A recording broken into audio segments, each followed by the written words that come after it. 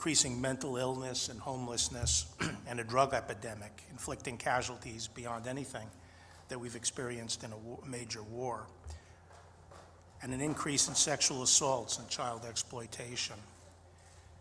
You name it. And who is expected to deal with all of this?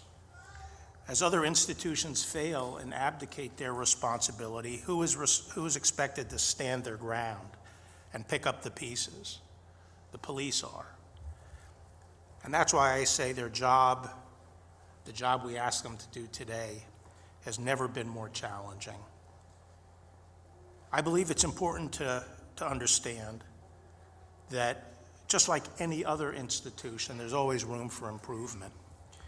And over the past several decades, there's unquestionably been a lot of progress and reforms in policing that's improved policing and life for the officers, their families, and their communities. We have the most professional police in the world. Now, obviously, the event in Minneapolis was ghastly, and I haven't heard anyone attempt to defend it. And it has rightly brought about an urge to make sure we continue reforming and we finish the job. And I think that law enforcement understands and agrees that the concerns of the African American community regarding excessive use of force must be addressed. But we also have to be careful and not throw the baby out with the bathwater. And so extremist reactions like defund the police are trying to pull us in exactly the opposite direction of where we have to go. We have to give law enforcement more support, more training, and resources. And I think the executive order that the president signed last month strikes exactly the right balance. It's supportive of the police, and it also addresses legitimate concerns about excessive force. So our nation needs to gain a renewed appreciation of the noble work done by our police officers in protecting our communities. And I thank the president for convening this roundtable to highlight the good work done by our men and women in blue. Thank you, Mr. President. Maybe what we'll do is we'll go around the room, and maybe you could introduce yourself and explain exactly what's going on. You have an incredible story, please. Hi, my name is Kamira Boyd. I'm from Charleston, South Carolina. Well, on June 11th, 2019, my baby started choking on breast milk, and the first thing I started to do was just run out the house and jump in the car. While leaving out of my neighborhood, Officer Kimbrough came. He was coming into the neighborhood, and he immediately pulled me over, and we immediately jumped out, and he just took her from my arms and proceeded helping her. And yeah, thank you. Saved her? Yeah, saved her. Really? Wow. You don't hear those stories. That's why I think it's important to have a meeting like this, a little different, and it's the meeting that we should have about 100 times out of almost 100. This is the one because the police do such a great job, and there's an example. That's fantastic. That's fantastic. And do you know the gentleman on your left? Come on, let's go. Let's tell that story, please. What do you mean, like? No, you know? Do you want to go ahead? Please, yes, go ahead. Mr. President, Vice President, Attorney General Ball, thank you for having us here, other distinguished guests. My name is William Kimbrough. I'm from Charleston, South Carolina. I work for the Berkeley County Sheriff's Office. As Kamira was saying, on July 10th of 2019, while I was patrolling the unincorporated district of Summerville, South Carolina, I came across Kamira and her grandmother speeding in a car. I conducted a traffic stop on that vehicle, and as soon as those vehicles stopped, lady later identified it. Was it your grandmother, Kamira? It was my stepmom. Oh, your stepmom had jumped out of the vehicle and was frantic and said, my baby, she can't breathe. And I kind of stepped back and I said, what? And, you know, the rest was captured on my body cam video that's since gone viral. But as soon as I made entrance over, stepped up to Kamira, I instantly asked her for the baby, who is now my goddaughter. And godmom over there, Noni. Hi, Noni. Say hi, Noni. And so, yeah, we've been blessed, and it's been a wonderful experience. Wonderful. Great job. Thank you. Well, that's what I meant when I kiddingly said. That's what I meant when I kiddingly said, you know the gentleman to your left, because you really know him. Oh, okay. That's what I meant, and great job you've done. Thank you very much on behalf of all of us. And Kamira, congratulations. Thank That's you. great. Thank you for being here, Kamira. Thank you. Thank you. Thank you both. Please, go ahead. It was about 2 weeks ago. I was laying in bed with my other 3 kids, and, well, I forgot to introduce myself, sorry. Sarah Bohan, we have 4 kids, and we're from Roanoke, Virginia. I was laying in bed, and my sister happened to be home, and my husband ended up calling her and asking her to count how many kids were home. And she got up and looked inside of my boy Spencer's room, and he was not there, and his window was open. And so we instantly saw that he was missing.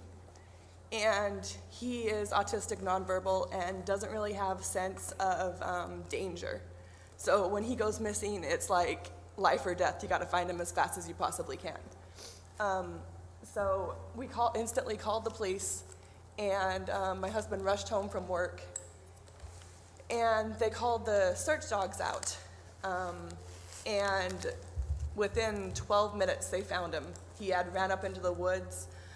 Someone had spotted him sitting in the middle of the road, and he pulled over, and they tried to get him to come to him, but of course he bolted and ran up into the woods. And following behind the dog, going in and out of the trees, it was actually really cool, because I could imagine him doing that exact thing of going in and out of the trees and sliding down the creeks, and I'm sure he was having the time of his life because he was free.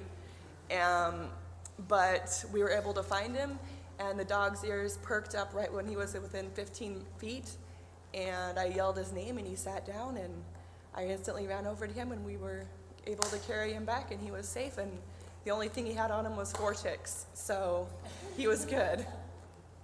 That's great. So again, the police did a great job, and the group did a great job. And so Spencer has no sense of danger, so you would say basically he's very brave, okay?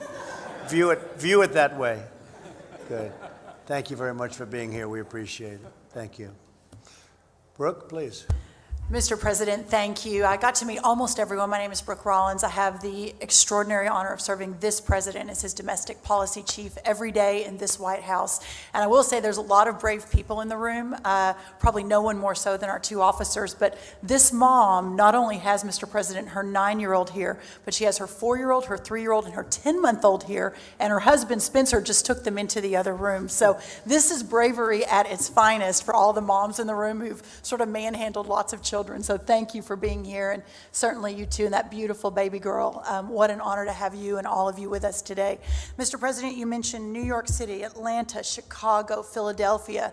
The lack of leadership, I think, happening in some of our most ravaged cities around this country is really astonishing. But I think it's really important to note that that failure is a choice, and it is a choice, Mr. President, that I know you would never make. I have seen you now more than 2.5 years stand with law enforcement, stand with the mothers and the fathers in this country who are fighting for a chance at the American dream. That dream is not possible without a law enforcement that stands for the rule of law and for safe and secure communities. So thank you so much for your leadership. Everyone here today, thank you for coming. What an honor it is to have you in your house here at the White House on this day. And special thanks to the moms who are brave enough to bring the little ones in to tell their story on behalf of these amazing men and women serving in blue. Thank you so much. Well, thank you very much, Brooke. What's more astonishing to me is that we'll call, Bill will call, Vice President will call, I'll call. You'll call leaders of these cities, Democrat leaders, and we don't care if they're Democrat or not. They happen to be in every case.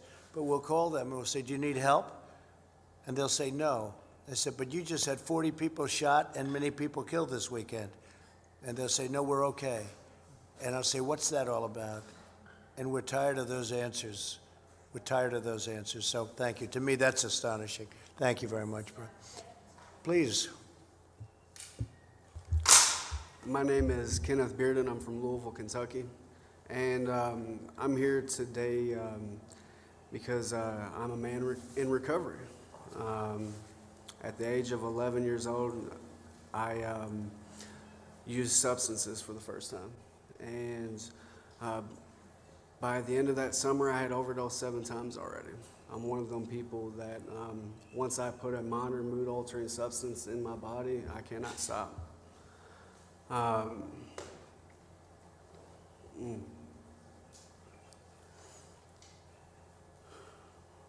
I did not stop using alcohol or drugs until the age of 24. And through that time, at the age of 11 to 24, I have overdosed over 30 times. And at least a dozen of them times, I've had police officers there on site administering Narcan, saving my life. And my son would not have his father today if it wasn't for the police officers, the men and the women who administered that Narcan. And just that, my son gets to have his dad today because of that. And I get to help others along the way because of police officers, because of the people who have helped me along the way. And I'm truly grateful to be here. And how are you doing now then? So that's a lot of times that you had Yes, difficulty. so, How are you so doing? I've got 6 years sober now, and Good. I am one semester away. I'm one semester away from having my bachelor's degree in social work. I have a house. I have full custody of my son. I work for Addiction Recovery Care as a community liaison, helping other alcoholics and addicts get into recovery and providing support for them. I'm living my purpose and my passion. That's a fantastic job. Thank you very much. That's an equally incredible statement. You understand what you're doing now, so that's great. 6 years, almost 6 years, that's fantastic. Sorry. Good luck. We'll see you in, let's say, celebrate in 10, okay? We'll see you in 10. Yes, So sir. we'll see you in another 4 years, all right? That's sir. fantastic news. Thank you very much. Appreciate it. Please. Good afternoon, Mr. President. Thank you so much for having me here today. Thank My you. name is Rhonda Norris. My story started when I was coming home from school one day. I teach. And I was broadsided in an intersection by a truck who ran a red light. I have no recollection of the accident. My first memory was a policeman reaching through the shattered window and checking for a pulse.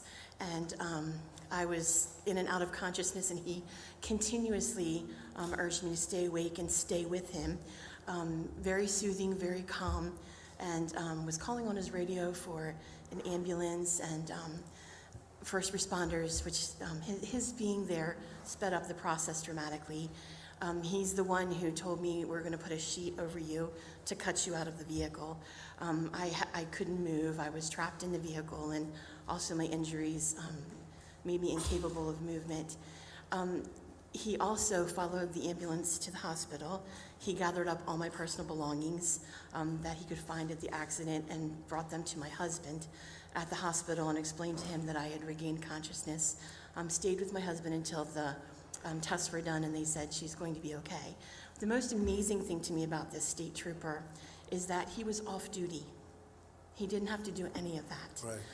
He was just happened to be at the scene of the accident and immediately responded and sped up my rescue, and I'm eternally grateful to him for doing that. Well, that's great. Thank you very much. It's an incredible story. So how seriously, how long did it take to recover? How bad was it?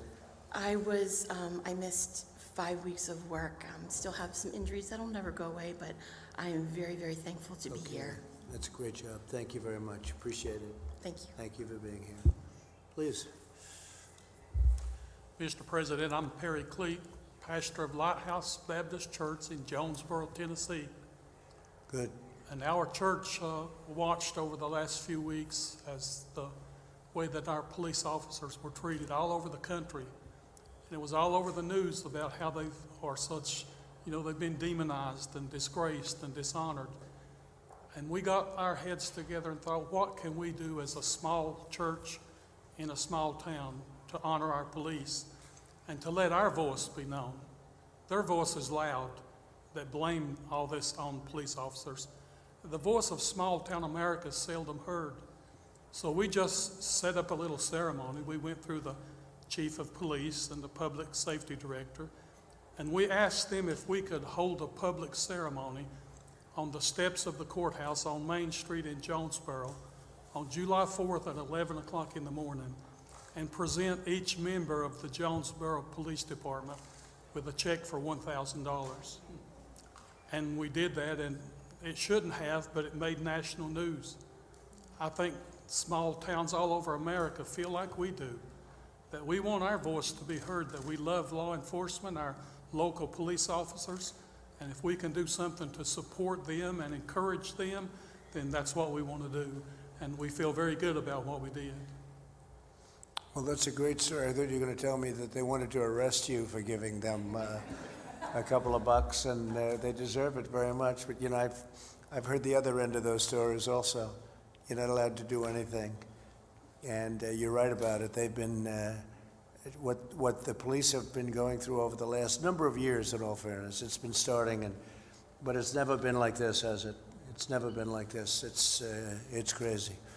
It's crazy. And they'll find out. It'll go the opposite direction, unfortunately, at some point. It'll go absolutely opposite when they see, and you're going to have some defunding and abolishing, and you'll see numbers like nobody would ever believe. And they're going to say, let's get our police back as soon as we can, right? But that's great what you just said. That's a fantastic thing. Yes, sir. We were thankful that it's a small town and a small police department. It was only 23 employees, so it wasn't that big a hit. That's a lot. It was a blessing to them. That's a lot. That's a good job. Thank you very And much. Mr. President, I've already heard, I got a note written to the church that didn't identify the officer, but said I'm an 83-year-old widower. And one of the officers brought by a sum of money and gave to me to put back to pay my utility bills this winter, and told me it was a gift from Lighthouse Baptist Church. That's what one officer, and it's just a week ago, but that's what one officer did with that gift that we gave. That's great. Great stories. Thank you very much. Appreciate it. Thank you, Mr. President. Thank you. And Mr. Vice President, for having us. My name is Debbie Wisner. I'm local. I live in Maryland. And my story's not very dramatic. It's just one that my purse was stolen. My purse. People have it happen to them. My credit cards were canceled. And my cell phone, we put a special note on it that said, if found, please call this number. Nothing came of it. A couple nights later, in the middle of the night, at midnight, the phone rings. And it's a gentleman says, I found your phone. I have your phone. Would you offer a reward for it? And I said, of course. My husband said, are you nuts? And he said, I'll bring it to you. I gave him my address and hung up the phone and called our police department, because that's who we turn to when there's a situation. Right. My husband had another idea. He wanted to do something else, but I said, no, we're going to let the police do this. There's no shooting tonight. So the police came. They gave us their cell phone number. They went away around the corner, and they said, when he pulls up, give us a ring. We'll be there. Sure enough, he pulled up. He comes out of the car. It's 2 o'clock in the morning now. And the police, 2 squad cars were there immediately, which is what we need in our communities. Right. And they checked him out. He did, in fact, find the phone, and I gave him a reward and thanked my police officers, and I'm grateful that we have community policemen that are willing to come at 2 in the morning and do this silly thing. That's great. Thank you very much. Thank you. 2 in the morning. Why did he? That's a strange time. So you found him to be okay, even though he came at 2 in the morning? He came at 2 in the morning, but so were our policemen. Yeah, no, they were there. And that's the only reason That's we were great. okay with it. Good. Thank you very much. Thank you. Thank you. Really nice. Please. Mr. President, thank you so much. It's an honor to be here. I, like many others, we support you in supporting our law enforcement officers and providing safe communities. Thank you, Mr. Vice President, for being here as well, and your hard work. And obviously to the Attorney General Barr, thank you. And to law enforcement officers that are here and their families, and to your staff, Mr. President. Although it shouldn't matter, Mr. President, I'm kind of a unique bird, if you will. I'm a Democrat. I'm an elected official. I'm African American. I have 8 years or 12 years of experience in the Georgia House of Representatives, 8 years as county exec. And as county exec, I've had to manage a very large, probably one of the largest police departments in the state of Georgia. But I've also had the unfortunate experience of having to meet with family members who lost a loved one from a police shooting. That was probably the most difficult part of my job. But I've also had to deal on the other side where I lost 2 police officers in one night, among several others I lost, but I lost 2 in one night. By the way, they happened to have been African American. And going to meet with their family members as well, young wives with young babies, and having to experience seeing them lose a loved one is nothing anybody would want to do. But I can tell you this, Mr. President, by and large, most law enforcement officers, those men and women who honorably wear their uniforms each and every day to go out, when they're running towards a situation, others are running from it. So we have to stand with them. And I'll say this, I have 2 words. We need more funding for police officers, not less funding. And here's why I say that. When you look at law enforcement and the equipment, that's important for them because it's protect and save their lives as well as saving others' lives. But clearly more money is needed to buy less lethal enforcement types of tools like the bowler, what they call the bowler wrap. Right. We also need resources for them. Officers usually, almost always, only get the psychological exam prior of being hired. It's part of the examination of getting hired. But afterwards, they're not given those type of psychological exams or assessments. And when you look at them, they've been on, let's say, the beat 4 or 5 years nonstop, and the number of calls they're getting, the number of situations. That's the way we can detect, are they burned out? Do we need to put them somewhere else? That's important. And finally, Mr. President, community policing is important, that relationship, that trust, being fair, but enforcing the law. And most people, including black people, they want law enforcement to be out there enforcing the law. I think people just want it to be, they want them to be fair, they want them to be swift in justice. And we lost a baby girl too in Atlanta, 8 years old, and it wasn't to a police officer. More people have died from the protest of Black Lives Matter than prior to that. And so sometimes it's hypocritical. It's almost as if some black lives matter, but all black lives should matter, and all lives should matter. And so I thank you, Mr. President, for what you're doing, and I stand solidly with you. Thank you very much. Appreciate it. Beautiful. Please. Good afternoon, President Trump, Vice President Pence, and Mr. Barr, and distinguished guests. I thank you for this opportunity to share our family's story. 8 years ago, our 15-year-old daughter was trafficked by MS-13 gang members. She was trafficked over a 1.5-year time period throughout the DMV area.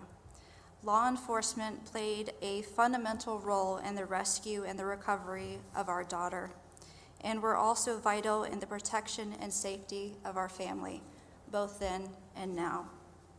Initially, the officers handling our case, albeit well-intentioned, were not trauma-informed and not able to differentiate a runaway teen from a victim of human trafficking.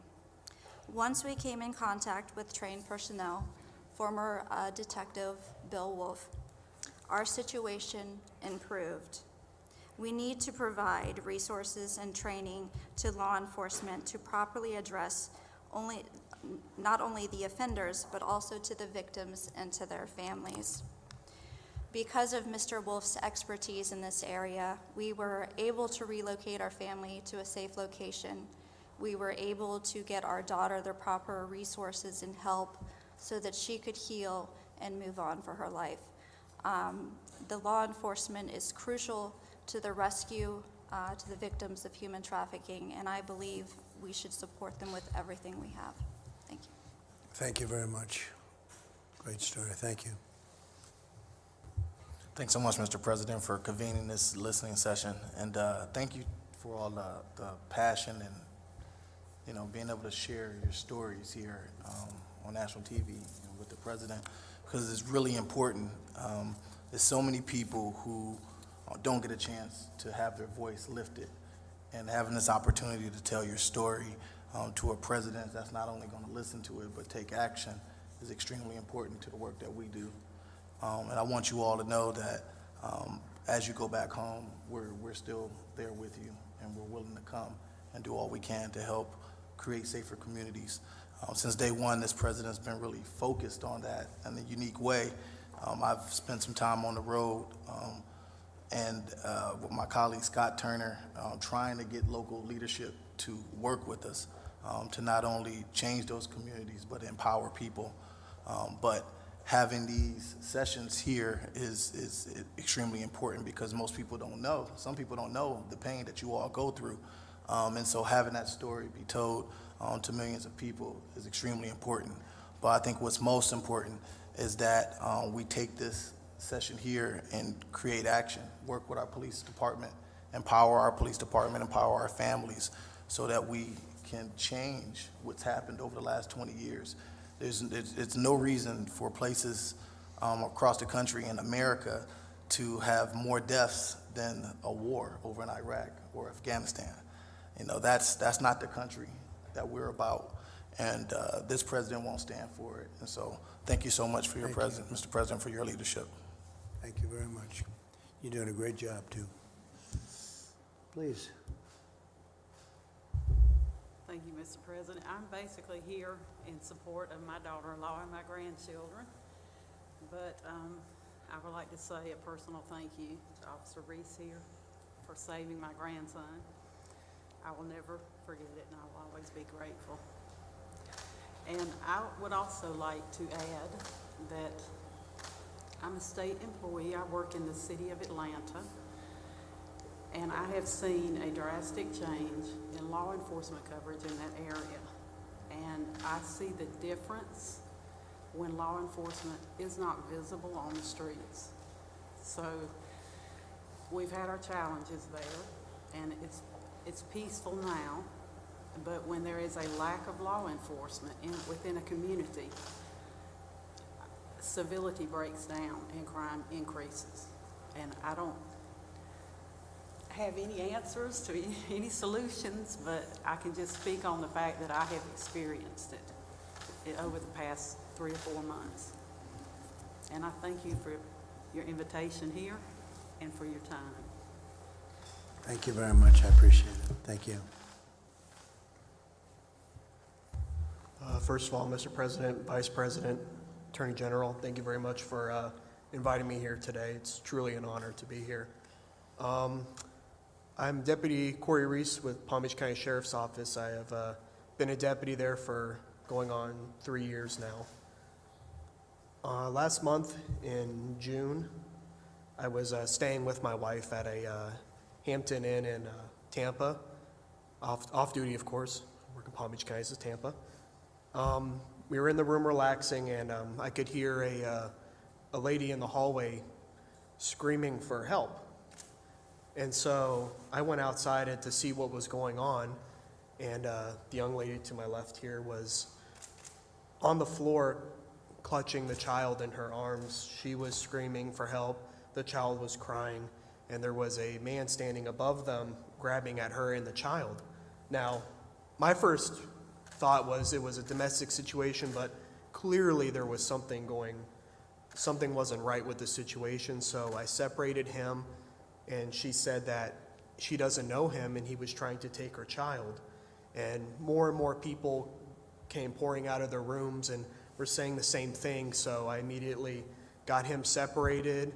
I had him sit down in the hallway, and I had someone else call Tampa PD, and they arrived, and at that point I just was keeping the peace between everybody because there were some people getting quite aggressive, with him. It's not, the right time. You have to let law enforcement handle it. It's not a time to take matters in your own hands. So at that point, it was mostly peacekeeping. But, I didn't think it would be as big of a deal as it ended up being until, the next day some people in the hallway were like, the video's gone viral. It was like 1 million views. And then I'm getting a call saying I'm invited to the White House. I mean, it was completely unexpected. I just doing what, what I was trained to do, what I was told to do, just being there, right time, right place, and that's it. Again, thank you for having me here. It's called natural instinct, right? More than anything else. Thank you very much. Great job. Appreciate it.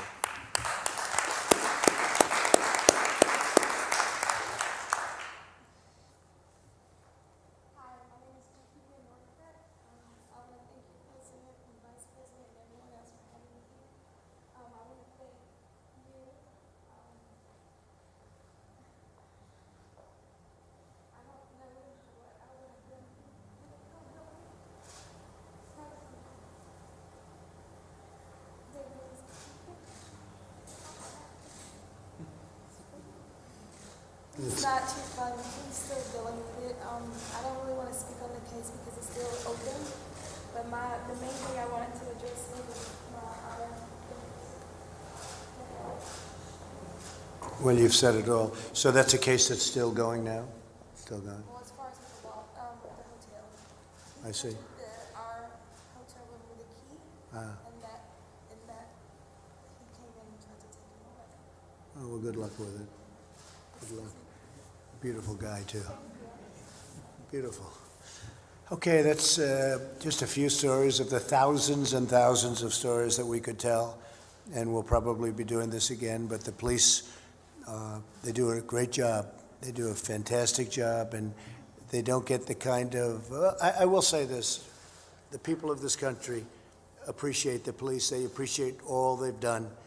You don't see that if you watch the news. For the most part, you don't see things like this, but they've done a fantastic job. Everybody here is a witness to that, and we see it a lot. The Attorney General sees it every day, but we see it a lot, and I just want to thank the various police departments, law enforcement. They've done an incredible job in this country. Where they're allowed to do their work, they really do a job. So thank you all very much for being here. Good luck with your case. And really, terrific job, everybody. Terrific job. Thank you.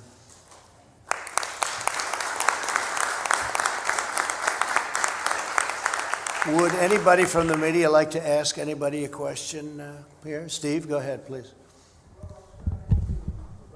You're in a good place with Dr. Fauci. There's been some criticism of him over the last couple of days. Do you still appreciate his advice? Well, I have a very good relationship with Dr. Fauci. I've had for a long time, right from the beginning. I find him to be a very nice person. I don't always agree with him. I closed the border, as you know, to China. I did the ban on China, heavily infected, and we saved tens of thousands of lives, and Dr. Fauci will admit that it was a good decision. It was very early. That was in January, long before it was thought of as the right thing to do. I also closed the borders to Europe when Italy and a couple of other countries over there, France certainly, Spain, they were having a lot of problems. I closed the borders very early, shortly after I did with China. So we saved a lot of lives, so we made a lot of good decisions. But no, I get along with him very well. I like him personally. Yeah, please.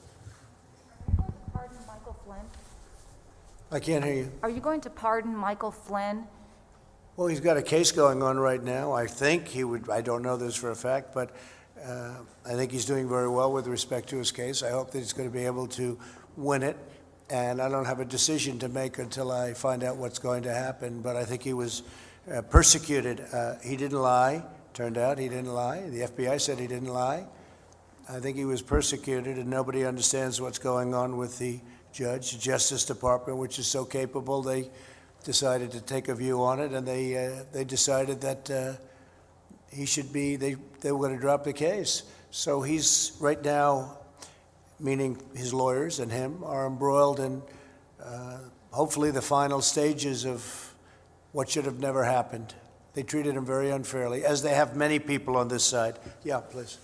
President Trump, you've said many times that the number of coronavirus cases is going up because testing is increasing. That's right. Do you acknowledge that it's going up for other reasons too? For example, that it's actually spreading? And what are you going to do to stop the spread?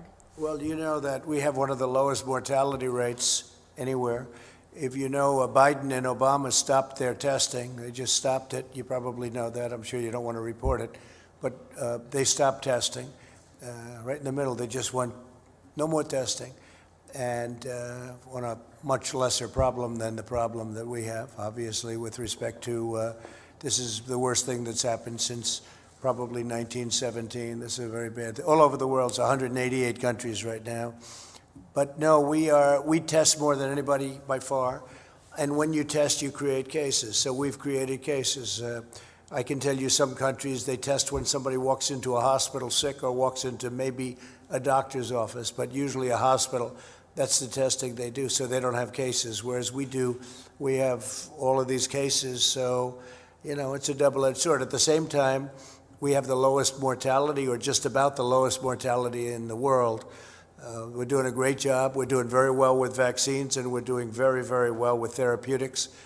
And I think we're going to have some very good information coming out soon. But we have the best and certainly the biggest, by far the biggest testing program anywhere in the world.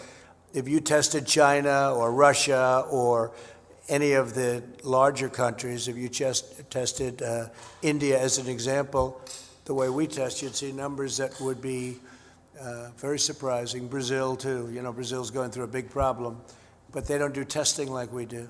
So we do the testing, and by doing the testing, we have tremendous numbers of cases. If we didn't do the, as an example, we've done 45 million tests. If we did half that number, you'd have half the cases, probably around that number. If we did another half of that, you'd have half the numbers. Everyone would be saying, oh, we're doing so well on cases.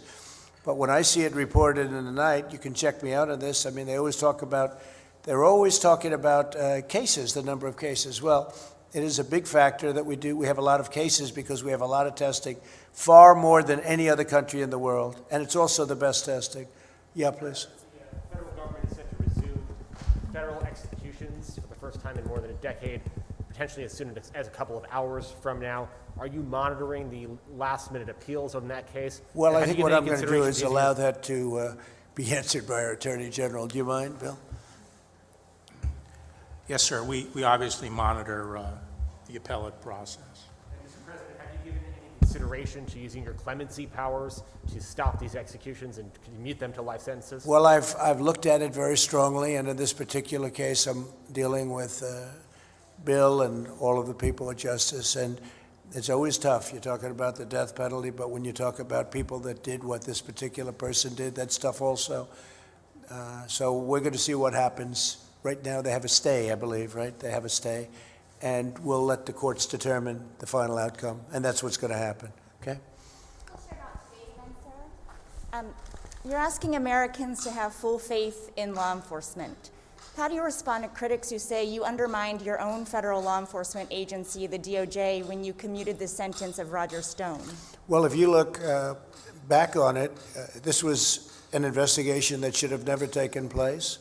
You have guys like Comey, you have McCabe, you have Strzok, you have his lover Lisa Page, you have all of these people running around, you have Brennan and Clapper who lied to Congress, you have many, many people, you have people that changed documents going into the FISA courts, and it's a terrible thing, and this is an investigation that they said should have ended before it started. It shouldn't have started, and if it did, it should have ended immediately because they found, as you know as well as I do, they found nothing initially, but it went on for 2 years or longer. And no, I'm getting rave reviews for what I did for Roger Stone, and he frankly is going to go and now appeal his case. He had a jury forewoman who hated Roger Stone, and who hated probably me, but she went on a false pretense, and he wasn't given a fair trial. It's not a fair trial. He wasn't given another trial. Should have been given another trial. I won't say more. I won't talk about the judge. Why would I ever talk about a judge? But this was a judge that gave, I believe, solitary confinement to Paul Manafort. Al Capone didn't have solitary confinement. So these are things that happened, and if you look at President Bush, President Clinton, President Obama, take a look at what they did. Frankly, it's a very unfair. Roger Stone was treated very unfairly, in my opinion, and so were many others on this side. In the meantime, you have the other ones who are admitted lying before, they lied before Congress, they leaked classified information, which is something you just can't do. And what are they doing? So we'll see what happens. But no, we're getting rave reviews for what I did. Okay.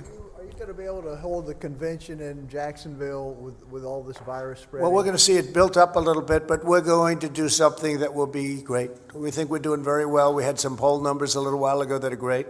You know, it's the same story. It's suppression polls that we had in 2016, phony polls.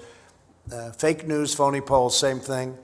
And we're doing very well. We're doing well in Georgia. We're doing well in Texas. I've read where I was 1 point up in Texas. I'm not 1 point up in Texas. We're many points up. I saved the oil industry. 2 months ago, I saved the oil industry. They would have been, I created it. We became number one. We have millions of jobs.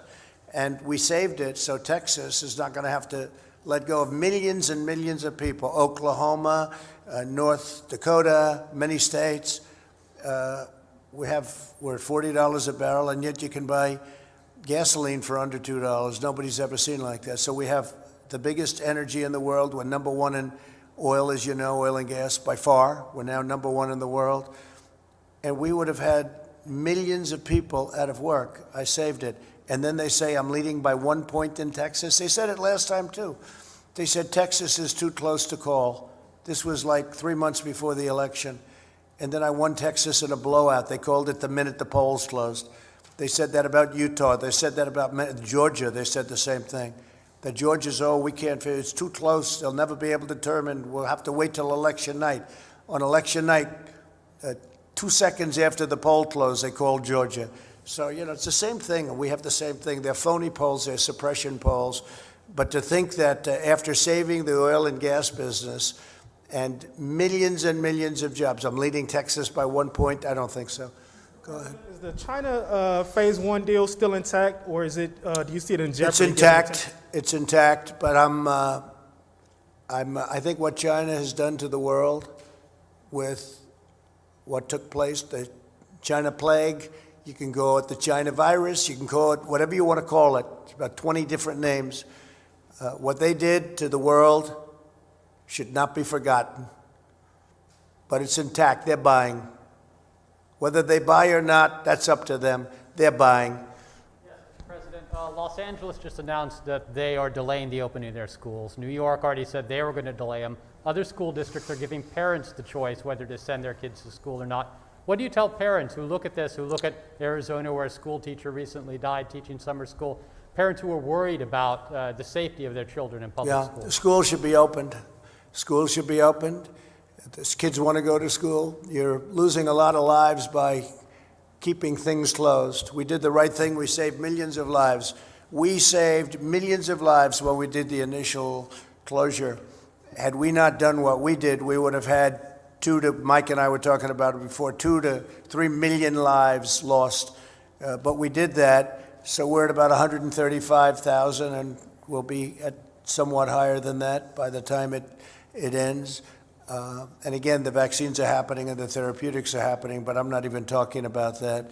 So we'll be at a somewhat higher, but we would have lost 2 million, 3 million lives had we not done it. Now we understand it also. We understand there are certain vulnerabilities, young children. I was talking to Governor Murphy, and they have thousands of lives. I won't even say how many, just thousands of lives, hard to believe, in New Jersey. And he said there was only one life that was 18 or younger. One person died, and that was a young man that had some medical difficulty. So when you think of that with thousands of lives, and you have one person that was under 18, that's something that tells you, for some reason, I guess the immune system is much stronger with young people than it is for others. So we have to watch the group that does have the difficulty, does have the problem. We all know what that is. We all know who they are, especially if they have a medical problem. If they have a medical problem, diabetes or heart or anything, it's a big problem. But we're being very careful. But we have to open the schools. Would you agree with that? Do you agree? Yeah. We have to open the schools. We have to get them open. And I think there's a lot of politics going along. I think they think they'll do better if they can keep the schools closed in the election. I don't think it's going to help them, frankly, but I think they feel that by keeping schools closed, that's a bad thing for the country, and therefore that's a good thing for them. But they're the ones whose city's burning. I mean, can you imagine if the country was run like Chicago and like New York and like some of these other Democrat super radical left cities are run, you wouldn't have a country for very long, and the economy would crash. So we just set a brand new record today on NASDAQ again. This is now, I think, the 18th time since, and this is since after the problem. So we have a new stock market high for NASDAQ, and the other ones are getting very close. When I came here, the stock market was up almost 500 points today. The economy is rebuilding. Jobs are being produced at a record pace. We've never had a pace like this. And I will tell you, if Biden got in, this economy would be destroyed. You know, he was in office for 48 years, and what he did was not great. Almost every decision was a wrong decision. And now he's going to come in and try and help us. We didn't need any help. We built the greatest economy in history, greatest economy we've ever had, the greatest economy the world has ever seen. And then the plague came in from China, and we did the right thing. We had to close it down. Now we're opening it up. He can't do it. He doesn't have the capability to do it. Thank you all very much. I appreciate it. Thank you. Good luck with everything. Thank you. Thank you. Appreciate it.